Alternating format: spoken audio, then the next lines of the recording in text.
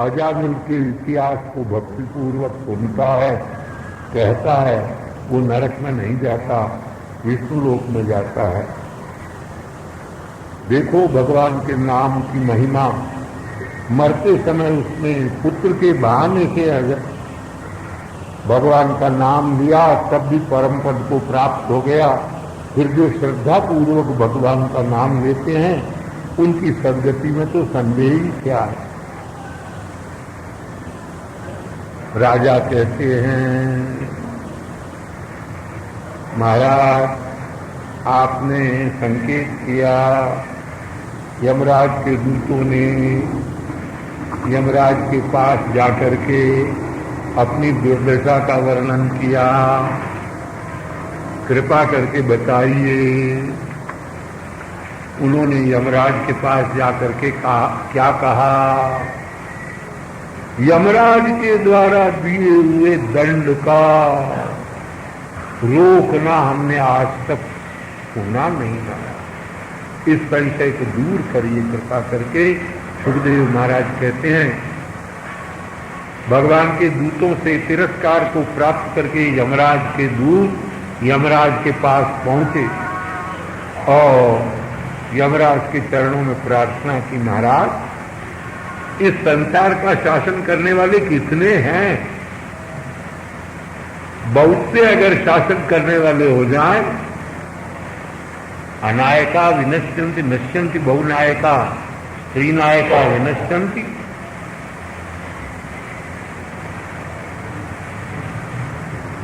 नश्यन्ति शिशु नायका। सुन लो,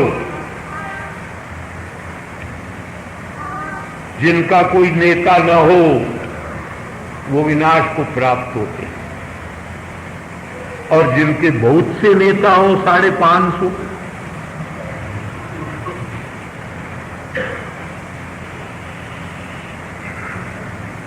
और एक एक स्टेट की असेंबलियों के अलग अलग, वो भी निश्चित ही विनाश को प्राप्त होते हैं। हाँ, जिनकी नेता कोई भगवती देवी हो उनका भी विनाश होता है। अपरिपक्व बुद्धि वाले बालक जिनके नेता हों उनका भी नाश होने में कोई संदेह ही नहीं है। यमराज के दूत कहते हैं, महाराज बहुत से नेता हों, बहुत से शासक हों तो अवश्य विनाश होता है।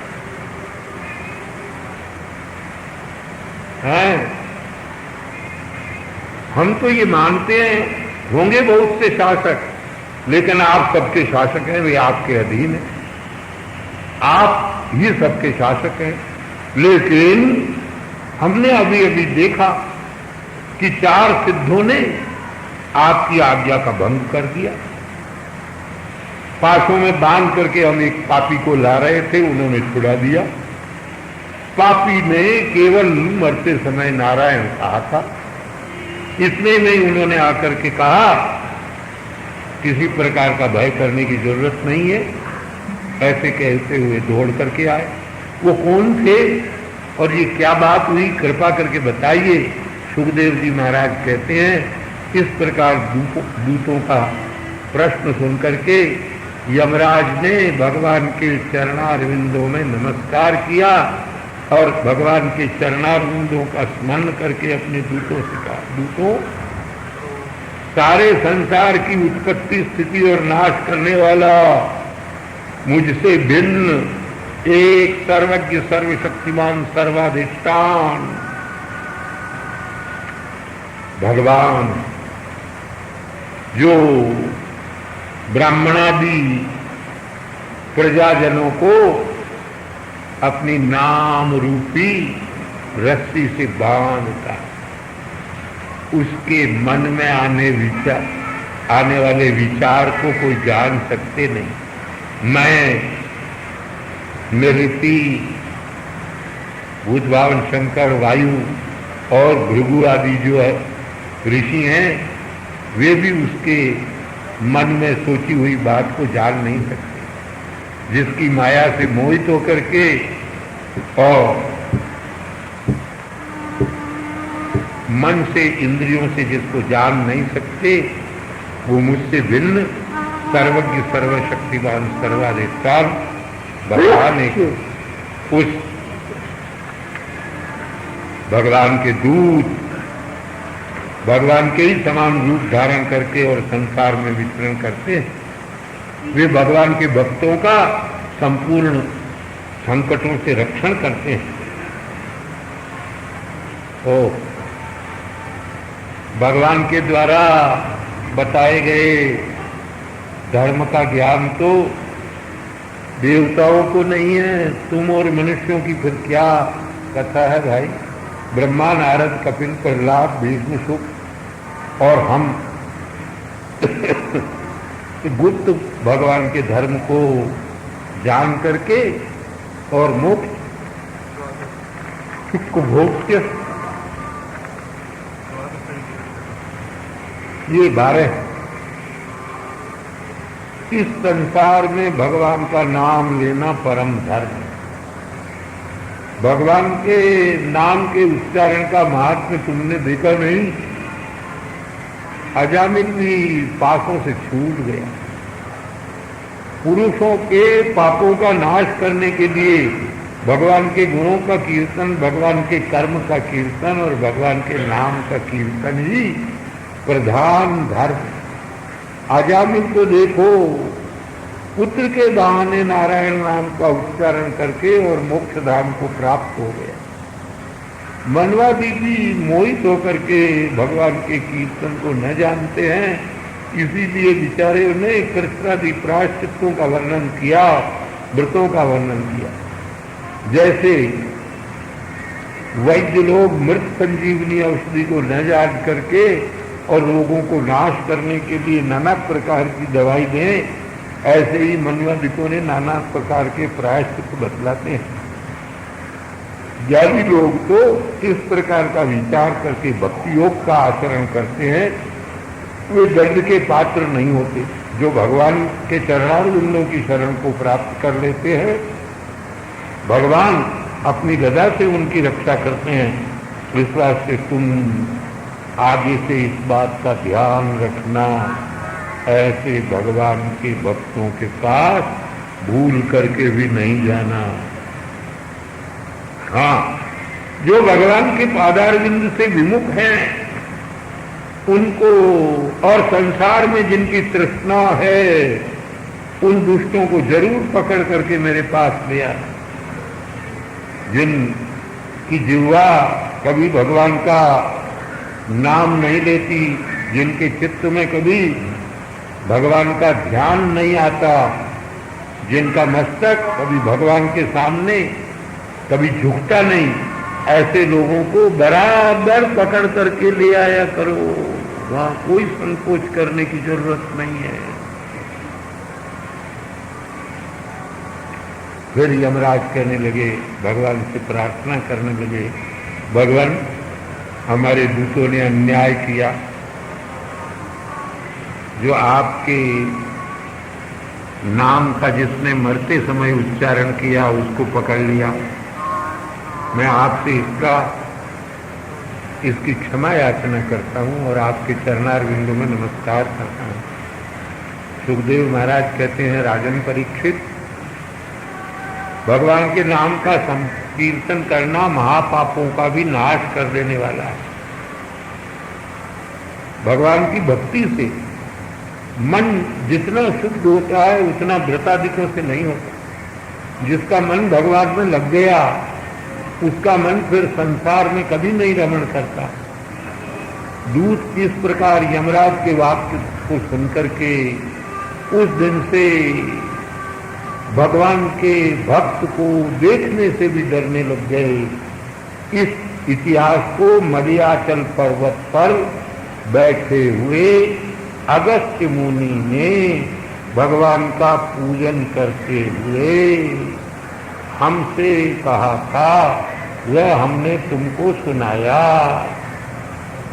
राजा कहने लगे, परीक्षित इतनी कथा को सुनकर के अपने आप को धन्य मान करके शांत चित्त हो गए।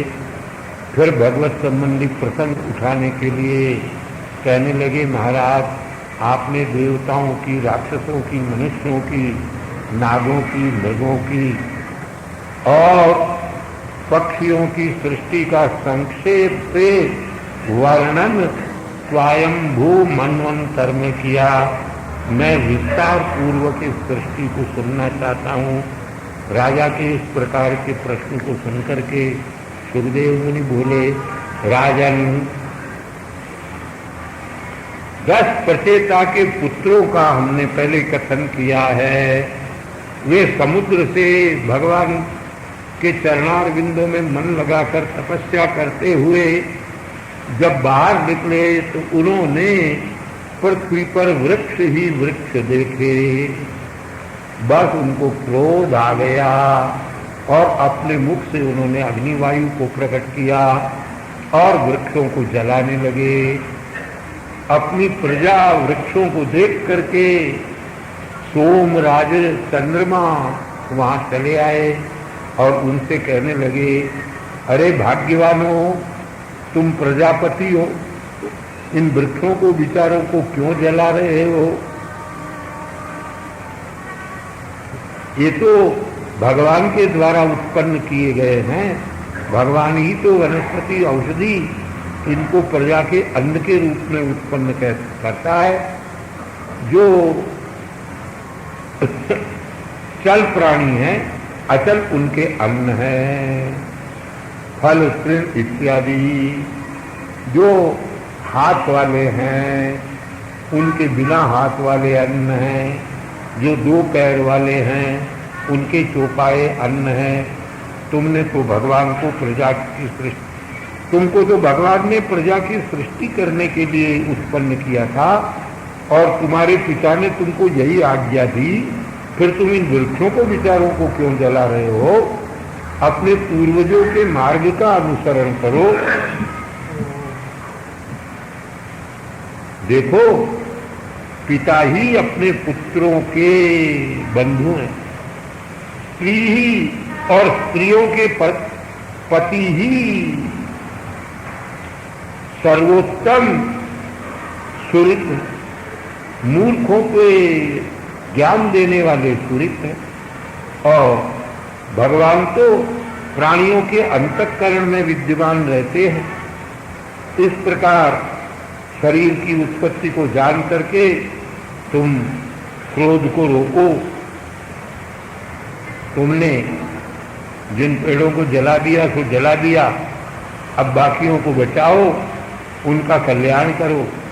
और इन वृक्षों की एक कन्या है, वार्क्षी उसका नाम है, इसको तुम पत्नी के रूप में प्राप्त कर लो और इससे तुम प्रजाओं की उत्पत्ति करो।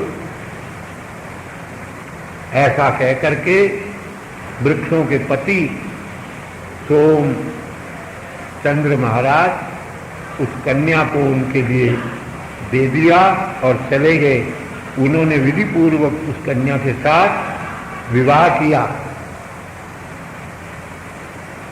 उस कन्या में उन प्रचेताओं से दक्ष प्रजापति नाम के पुत्र उत्पन्न हुए। इस दक्ष प्रजापति ने ही सारे संसार की प्रजा को उत्पन्न किया।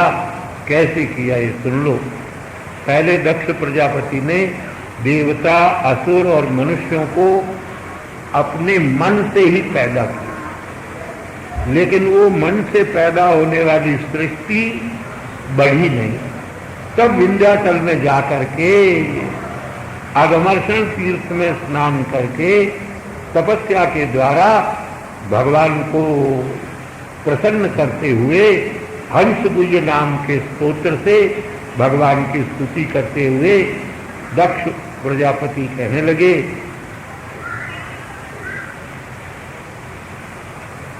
जो भगवान जीव से भी परे है, माया से भी परे है, और जो जीव और माया के निमित्त है और जीव और माया का नियंत्रण भी करने वाले, इतना होने पर भी जिसके स्वभाव को जीवों ने जाना नहीं, ऐसे स्वप्रकाश भगवान को हम नमस्कार करते हैं। जीव इस शरीर में रहते हुए भी अपने हृदय में विद्यमान अपने परम मित्र परम सखा भगवान को जानता नहीं, ऐसे महेश भगवान के चरणार बिंदु में मैं नमस्कार करता हूं। ये जीव अपने स्वरूप और अपनी इंद्रियों के समूह इनको जानता हुआ भी भगवान के स्वरूप को जानने में असमर्थ रहता है। जो केवल अपने स्वरूप के ज्ञान से ही प्रकाशित होता है, उस अंश स्वरूप भगवान को नमस्कार करते हैं। ज्ञानी लोग अपने हृदय में विद्यमान, हृदय में प्रविष्ट जिस भगवान का ध्यान करते हैं, वे भगवान हमारे ऊपर प्रसन्न हो जाए। जो संपूर्ण माया का निषेध करके और निर्वाण सुख का अनुभव कराने वाले हैं, वे विश्व स्वरूप भगवान हमारे ऊपर प्रसन्न हो जाए। वास्तव में भगवान का स्वरूप वाणी से निरूपित नहीं हो सकता, बुद्धि से भी उसका निरूपण नहीं किया जा सकता, मन से भी उसका निरूपण नहीं किया जा सकता, वेद शास्त्र के भी द्वारा उसका स्वरूप नहीं जाना जा सकता। उस अद्भुत स्वरूप भगवान को हम नमस्कार करते हैं, जो प्राचीनों को और अवरों के लिए पहले प्रसिद्ध हैं और जो एक हैं, उसको हम नमस्कार करते हैं। जिन भगवान की शक्तियां परस्पर विवाद करने वाले वादियों को शक्ति प्रदान करती है और जिस भगवान की शक्ति उन वादियों को मोह में डाल देती है, उस भगवान को हम नमस्कार करते हैं।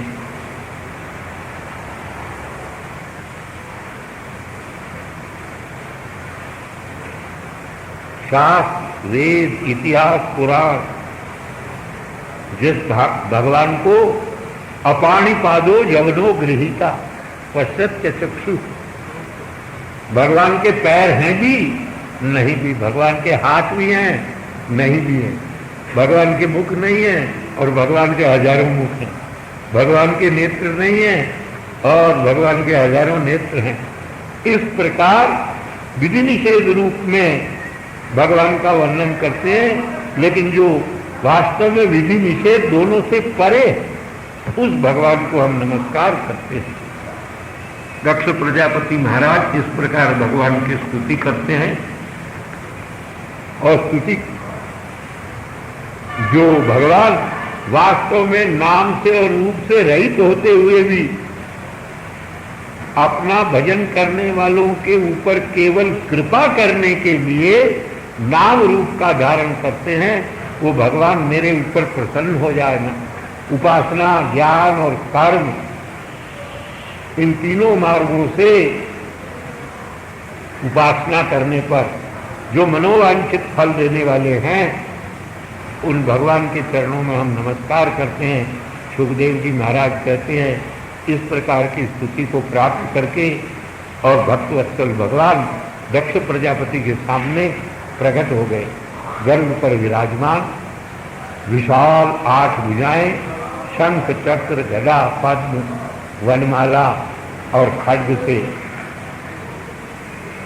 विभूषित, जिनके हाथ जो मेघ के समान श्याम है, पट्टी पीताम्बर धारण करने वाले हैं, जिनका मुखारविंद और नेत्र प्रसन्न है, किरीट कुंडलादि से विभूषित अलंकृत है, नारद नंदादि से वेष्ट हैं, ऐसे शैलोक के मोहन स्वरूप को जो धारण करने वाले हैं, गंधर्वादि जिनका यश गान कर रहे हैं, ऐसे भगवान के स्वरूप को देख करके दक्ष का मन प्रसन्न हो गया।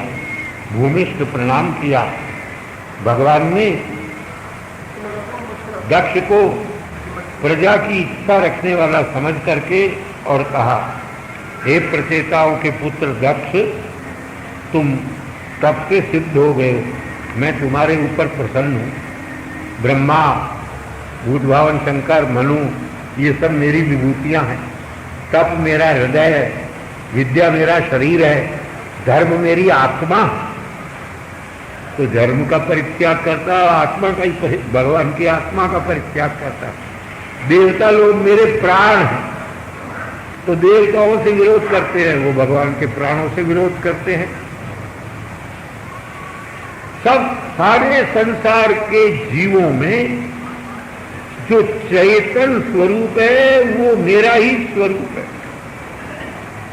मैं माया के गुणों का आश्रय लेकर के और त्रिगुणात्मक ब्रह्मांड को उत्पन्न करता हूं, मुझसे ही ब्रह्मा हुए हैं। स्वर्ग ब्रह्मा सृष्टि करने में जब असमर्थ होता है, अपने आप को मान लेता है, तो मैंने ब्रह्मा से कहा था तुम तपस्या करो। उन्होंने तपस्या करके और तुमको पैदा किया। हे दक्ष, तुम पंचजन नाम के प्रजापति की असिकनी नाम की जो पत्नी है, असिकनी नाम की जो पुत्री है, उसको पत्नी के रूप में ग्रहण कर लो और उसमें मैथुन धर्म से प्रजा को उत्पन्न करो। अब यहां से मैथुन धर्म से प्रजा बढ़ेगी, ऐसा कहकर के भगवान अंतर्धान को प्राप्त हो गए। सुखदेव जी कहते हैं, दक्ष प्रजापति ने असिकनी नाम की अपनी पत्नी में 10,000 पुत्रों को पैदा किया। आजकल की सरकार होती तो नहीं पैदा करने देती, हम दो हमारे दो, बस कटवा लो नाश, हो जाओ मुखन्नास। उन सबको दक्ष प्रजापति ने कहा तुम प्रजा उत्पन्न करो। पिता की आज्ञा लेकर के और वे पश्चिम दिशा में चले गए, जहाँ समुद्र के बीच में नारायण सरोवर है, जिसमें स्नान करने मात्र से मल और आशय दूर हो जाते हैं। प्रजा वृद्धि के लिए उन्होंने खूब तपस्या की। नारद जी महाराज अपनी लीला करने के लिए वहाँ पहुँच गए और उनसे कहने लगे, अरे हरियश्मो, तुमने इस संसार का अंत देखा है क्या? अगर संसार का अंत नहीं देखा तो बाल बुद्धि से प्रजा कैसे उत्पन्न करोगे? एक पुरुष रूपी राष्ट्र और जिसमें से निकल नहीं सकते ऐसे एक बिल को, ऐसे एक छिद्र को, ऐसी एक गुफा को और बहुत रूप वाली स्त्री को और पुंसली पति पुरुष को, दोनों तरफ बहने वाली नदी को और 25 तत्व वाले घर को और नाना प्रकार की कथा वाले स्वतंत्र भ्रमणशील हंस और उसके स्वभाव को तुम जानते नहीं। तुमने वास्तव में अपने पिता की आज्ञा का रहस्य नहीं समझा, इसलिए तुम सृष्टि उत्पन्न करने में समर्थ नहीं हो। सुखदेव जी महाराज कहते हैं, हर्यश्वों ने टेढ़ी मेढ़ी कूट अर्थ वाली नारद जी की वाणी को सुन करके विचार किया। वास्तव में हमने सूक्ष्म शरीर का नाश तो देखा नहीं, तब कर्म करने से क्या लाभ है? भगवान एक ही सबका आश्रय है, सबका साक्षी है। उसको देखे बिना व्यर्थ के कर्म करने से क्या लाभ होगा? वह ज्योति रूप जो परब्रह्म परमात्मा है, वह तो पाताल के समान है, जहां जाकर के लौटता नहीं। उसका ज्ञान प्राप्त किए बिना व्यर्थ के कर्म करने से क्या फायदा। राज्य सत्व तम आदि गुणों से युक्त बुद्धि जो है वो विवेक को जान नहीं सकती, इसलिए फिर कर्म करने से क्या लाभ। बुद्धि के संग से जिसने ऐश्वर्य को नष्ट कर दिया, ऐसे संसार में भ्रमण करते हुए जीव के स्वरूप का ज्ञान जब तक न प्राप्त हो तब तक व्यर्थ के कर्म करने से क्या लाभ। जितने संसार में उत्पन्न होने वाले पदार्थ है उसकी माया, उसको नाश करने वाली माया के स्वरूप को जाने बिना कर्म करने से क्या लाभ। 25 तत्वों का आश्रय जो भगवान है उसको न जान करके कर्म करने से क्या लाभ। ईश्वर के प्रतिपादक जो शास्त्र, उनके द्वारा बंध मोक्ष के स्वरूप को जाने बिना कर्म करने से क्या लाभ है। भ्रमणात्मक काल चक्र जो जगत का आकर्षण करने वाला है उसको जाने बिना कर्म करने से क्या लाभ। पिताजी की ये आज्ञा सृष्टि उत्पन्न करने की, ये तो बंधन का कारण है। इस प्रकार सारे के सारे प्रचेता एक ही बुद्धि से सोच समझ करके उन्होंने सोचा सृष्टि उत्पन्न करने से तो हम बंधन में फंस जाएंगे, और ऐसा सोच करके नारद जी महाराज को प्रणाम किया, परिक्रमा की और मोक्ष मार्ग में प्रवेश कर गए। उन्होंने गृहस्थाश्रम में प्रवेश कर नहीं किया। दक्ष प्रजापति ने जब इस बात का ज्ञान प्राप्त किया कि नारद ने हमारे पुत्रों का नाश कर दिया, बड़े दुखी हुए। ब्रह्मा जी ने सांत्वना दी। फिर शबलाश्व नाम के 1000 पुत्रों को दक्ष प्रजापति ने उत्पन्न किया। उनको वो भी नारायण सरोवर पर गए, स्नान करके ब्रह्म ध्यान करने लगे। अब वायु भक्ष होकर के भगवान का पूजन करते हुए ओम नमो नारायण इस मंत्र का जप करने लगे। नारद जी महाराज पधारे और पधार करके उनको भी उनके बड़े भाइयों की तरह ज्ञान दिया। अरे बच्चों, क्या करोगे, अपने भाइयों की पदवी का अनुसरण करो। जो अपने भाइयों की पदवी का अनुसरण करता है वो महापुरुषों के साथ आनंद को प्राप्त करता है। ऐसा कहकर के नारद जी महाराज तो चले गए। ये शबलाशु नाम के दक्ष के पुत्र भी मोक्ष मार्ग के अनुसरण करने कर चले गए, आज भी लौट के नहीं आए। दक्ष ने बहुत से उत्पातों को देखा, सोचा नारद ने माया चलाई और हमारे दूसरे 1000 पुत्रों को भी बर्बाद कर दिया। चले आए नारद जी महाराज के पास और नारद से कहा, अरे तुम बड़े दुष्ट हो, लड़ाई झगड़ा कराने में तुम्हारी निपुणता है। तुमने मेरे बच्चों को भिखारी बना दिया और साधु बना करके उनको संसार छुड़ा दिया, दोनों लोगों से छुड़ा दिया। तुम निर्दय हो, बालकों की बुद्धि में भेद उत्पन्न करने वाले हो। तुम निर्लज्ज हो करके भगवान के पार्षदों के बीच में कैसे विचरण करते हो। तुम्हारे सिवाय बाकी जितने सज्जन हैं वो तो संसार के ऊपर कृपा करने वाले हैं। देखो, मनुष्यों के हृदय में जो स्नेह पास है उसको दूर किए बिना वैराग्य का उत्पन्न होना खतरे से खाली नहीं। मनुष्य जब तक विषयों से उत्पन्न होने वाले सुख दुख का अनुभव न करे तब तक वास्तविक वैराग्य को नहीं प्राप्त कर सकता। वास्तविक वैराग्य होने पर भी भगवान को प्राप्त कर सकते हैं। तुमने हमारा अत्यंत अप्रिय कार्य किया, हमारे वंश का उच्छेद कर दिया, इस वास्ते हम तुमको शाप देते हैं, रात दिन घूमते ही फिरना, कहीं स्थिर रह करके जमना नहीं।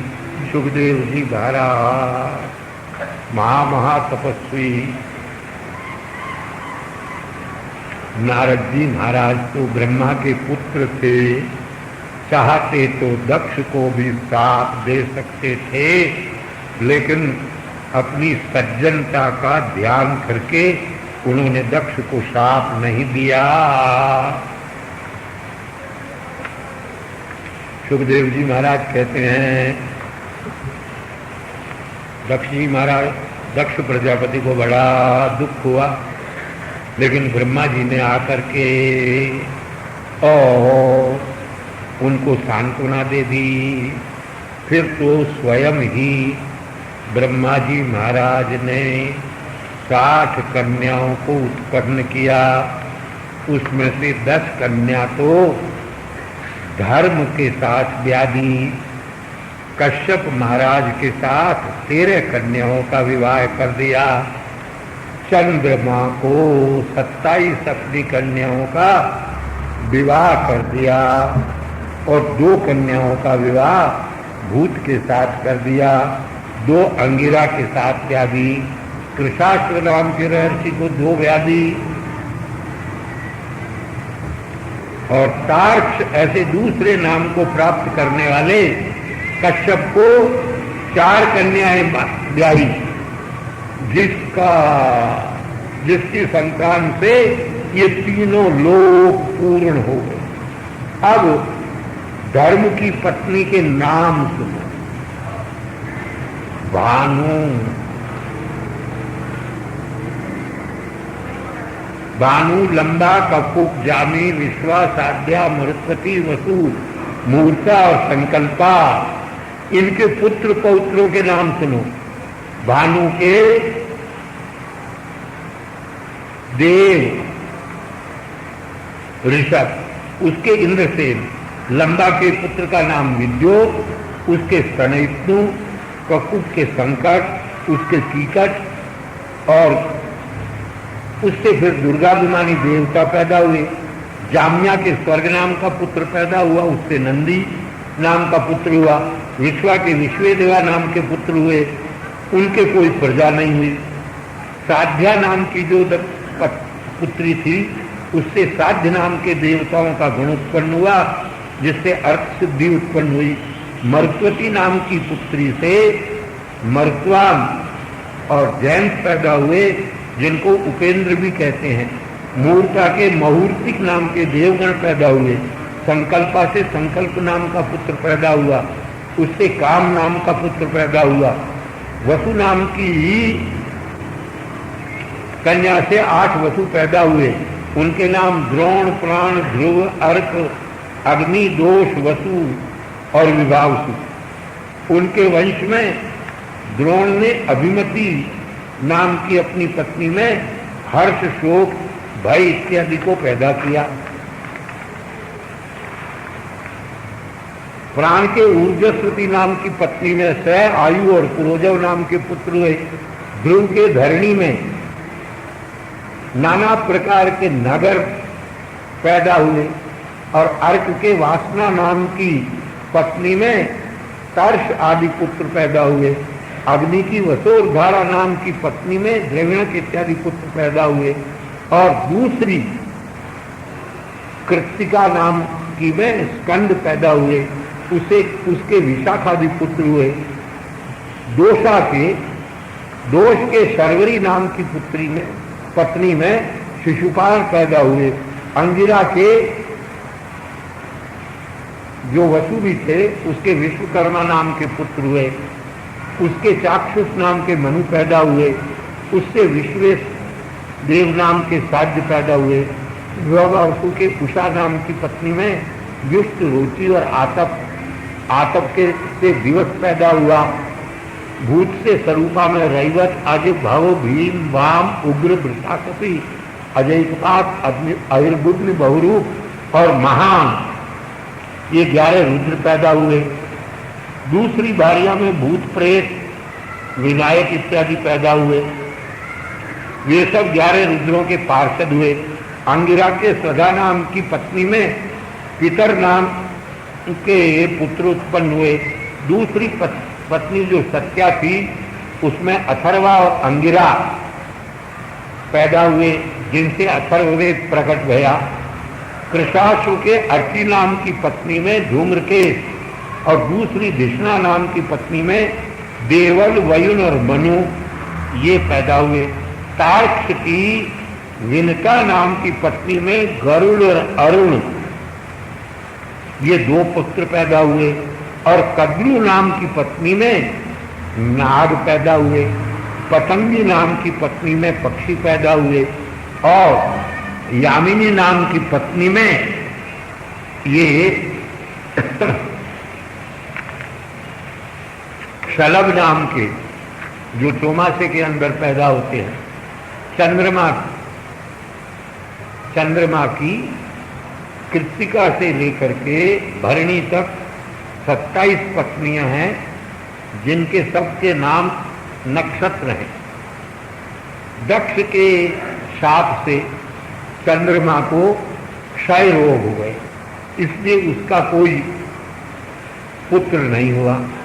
उन्होंने बड़ी मुश्किल से अपने ससुर को प्रसन्न किया और अपनी वापस कलाएं प्राप्त की, लेकिन पुत्र प्राप्त नहीं कर सके। कश्यप के पत्नियों के नाम सुनो और जिनसे सारा जगत उत्पन्न हुआ। अदिति, दिति, दनु, काष्ठा, अरिष्टा, सुरसा, इला, मुनि, क्रोधवशा, ताम्रा, सुरभि, शर्मा, तिमी।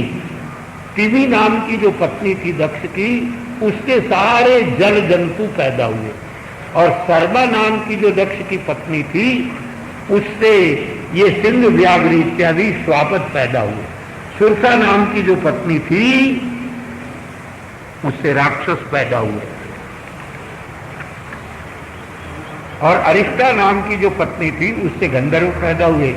कष्टा से घोड़े, गधे इत्यादि एक खुर वाले पशु पैदा हुए। दनु के 61 पुत्र थे, जिनको दानव कहते हैं। धनु से पैदा हुए, इसीलिए दानव उनका नाम है। उनमें मुख्य मुख्यों के नाम द्विमूर्धा, जिसके 2 सिर थे, शंबर, अरिष्ट, हयग्रीव, विवावसु, अयोमुख, शंकुशुरा, स्वरभानु, राहुवी। धनु का पुत्र दानव है। कपिल, अरुण, पुलोमा, वृषपर्वा, एक चक्र, अनुतापन, धूम्रकेश, विरूपाक्ष, विप्रचित्ति, दुर्जय।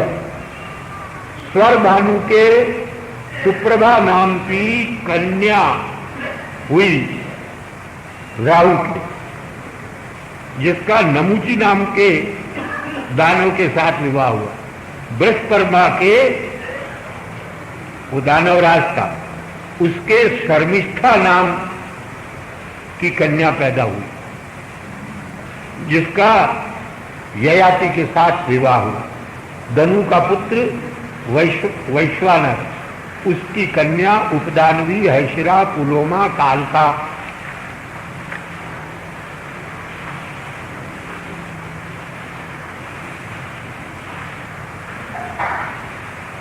हिरण्याक्ष ने उपदानवी के साथ विवाह किया, क्रतु ने हैशिरा के साथ, और ब्रह्मा की प्रेरणा से कश्यप ने पुलोमा और कालका के साथ विवाह किया।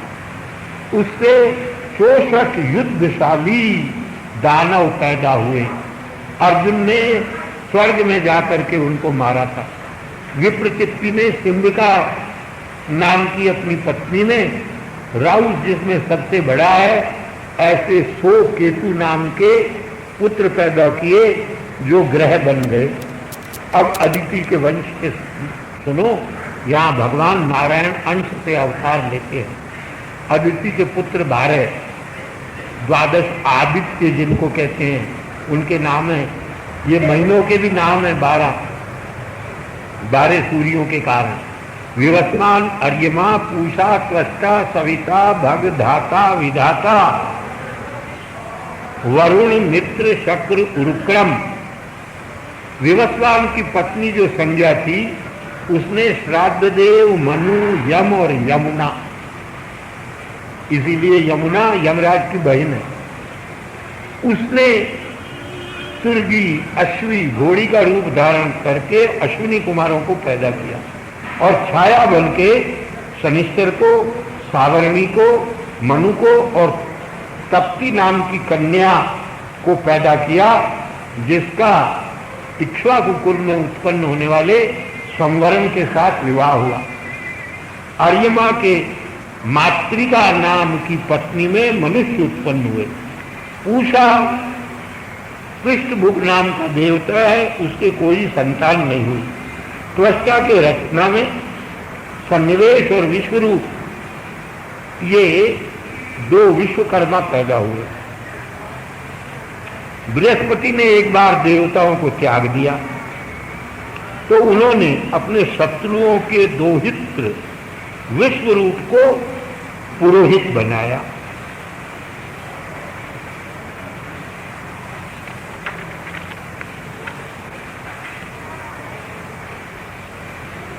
इस आश्चर्यजनक बात को सुनकर के राजा परीक्षित पूछने लगे, महाराज, बृहस्पति तो देवताओं के गुरु थे, उन्होंने अपने शिष्य देवताओं को क्यों त्याग दिया? सुखदेव जी महाराज कहते हैं, इंद्र को तीनों लोकों का ऐश्वर्य प्राप्त हो जाने के कारण अभिमान हो गया। मरुतों के साथ, सिद्ध चारण गंधर्वों के साथ, विद्याधर और अप्सरों के साथ वह सिंहासन पर बैठ करके छत्र चामर से युक्त होकर के इंद्राणी के साथ सिंहासन पर विराजमान एक समय था। बृहस्पति उसकी सभा में आए। बृहस्पति अपने गुरु हैं, आए, लेकिन अभिमान के कारण गुरुदेव के आने पर भी बृहस्पति उठे नहीं, इंद्र उठे नहीं बृहस्पति के आने पर भी। गुरुदेव बृहस्पति ने देखा इसको अभिमान हो गया, वो अपने घर पर लौट आए। उनके चले जाने पर इंद्र ने सोचा, अरे मैंने सभा में गुरुदेव का अपमान किया, मैं ऐश्वर्य से मत्त हो गया, मैंने सभा में गुरु का तिरस्कार किया, मुझे धिक्कार है, मेरे ऐश्वर्य को भी धिक्कार है जिसने मुझे राक्षसी भाव पैदा करा दिया। राजा को अपने आसन पर से नहीं उठना चाहिए। ऐसा लोग जो कहते हैं वे धर्म को नहीं जानते। कुपथ का आदेश करने वाले लोगों के ऊपर श्रद्धा नहीं करना चाहिए। जो श्रद्धा करता है, कुमार्ग का उपदेश करने वाले आजकल बहुत हैं ऐसे गुरु जो भगवान को छुड़ा करके अपनी पूजा कराते हैं। कोई बात नहीं, मैं अपने गुरुदेव को जा करके और अपने ऊपर प्रसन्न करूंगा, इस प्रकार वे विचार कर रहे थे। लेकिन बृहस्पति ने तो अपनी अंतर्धान विद्या से, माया से अपने आप को गायब कर दिया। इंद्र फिर देवताओं के साथ खोजने पर भी गुरु को खोज नहीं सके, प्राप्त नहीं कर सके, उनको शांति नहीं मिली। ऐसा जब देवताओं को मालूम पड़ा तो दैत्यों ने, ऐसा जब दैत्यों को मालूम पड़ा तो दैत्यों ने सोचा इनकी रक्षा करने वाले गुरु तो इनके साथ रहे नहीं, अब अपने गुरु शुक्राचार्य अपने साथ में है, ऐसा सोच करके और देवताओं के ऊपर चढ़ाई करने के लिए उद्योग किया।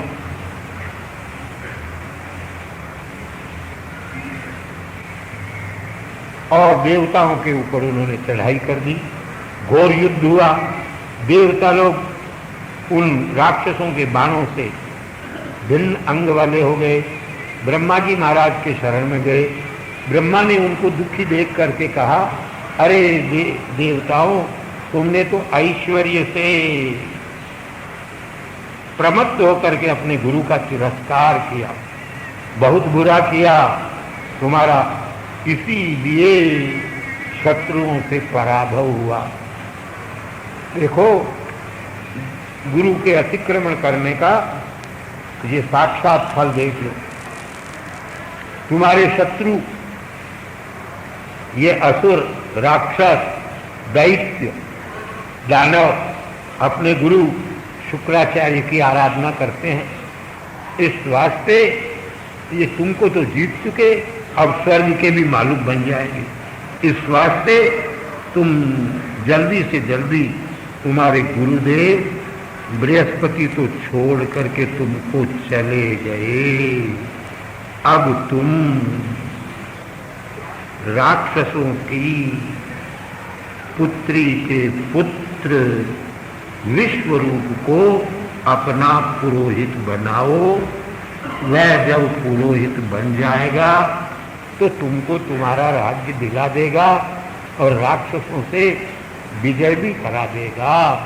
ऐसा ब्रह्मा का वचन सुन करके देवता लोग विश्वरूप के पास गए और कहने लगे, पूज्यपाद पिताश्री, हम आपके अतिथि हैं, हमारे मनोवांछित को आप संपादन करो। पिताओं की सेवा शुश्रूषा करना ये पुत्रों का परम धर्म है। गुरु वेद की मूर्ति होते हैं, पिता ब्रह्मा की मूर्ति होती है, बड़े भाई साक्षात इंद्र की मूर्ति होती है, माता पृथ्वी की मूर्ति है और भगिनी बहिन दया की मूर्ति है। अतिथि साक्षात धर्म की मूर्ति है, मेहमान। और ये सारे संसार के जीव भगवान की मूर्ति है। इस वास्ते हमारे दुख को आप दूर करो, यही हमारी आपसे प्रार्थना है। हम आपको अपना पुरोहित वरण करते हैं, आपके तेज से हम शत्रुओं को जीत जाए। आप हमसे छोटे हैं, क्योंकि दोहित्र थे, लड़की के लड़के थे अपने शत्रु दैत्यों के ही दोहित, लेकिन छोटे होने के कारण छोटे को नमस्कार नहीं करना चाहिए, परंतु जब छोटे को गुरु बना ले तो